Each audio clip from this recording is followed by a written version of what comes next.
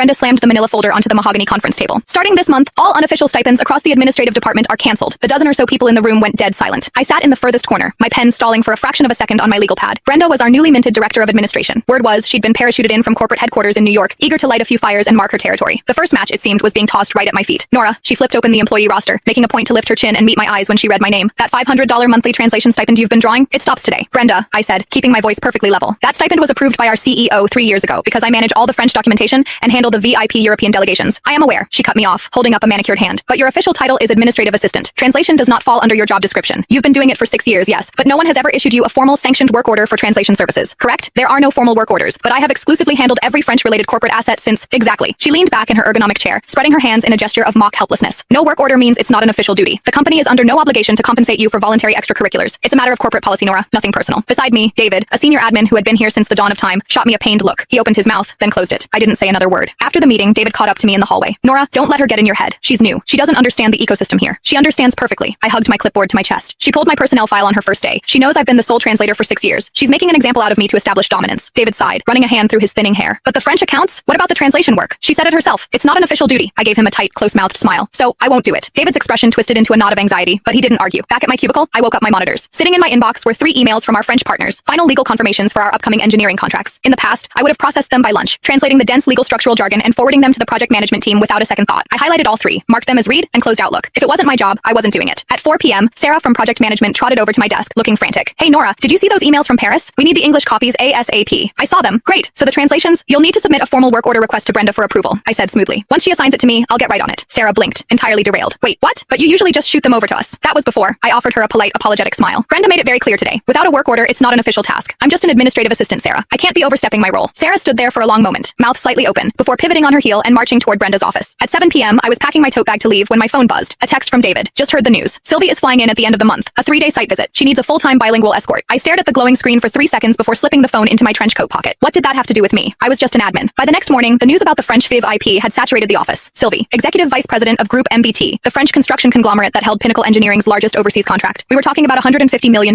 deal. Every year, she flew to Chicago for a site inspection. Every year, for 6 years, I had been her shadow, her voice, her cultural liaison. 6 years, 0 mistakes. Nora, step into my office. Brenda was standing in her doorway. I followed her inside, and she clicked the door shut behind me. I assume you've heard about Sylvie's visit at the end of the month? I have. You'll resume your duties as her primary interpreter. I looked at her. Really looked at her. Brenda, you explicitly stated yesterday that translation is outside my job description. A flicker of irritation crossed her face. This is an exceptional circumstance requiring an exception to the rule. She is our most critical international client. Will my stipend be reinstated then? She paused, her jaw tightening. Company policy has been updated. We cannot make financial exceptions for one employee. Consider this mandatory overtime. I'll authorize a few days of comp time for you afterward. Comp time. I let the words hang in the sterile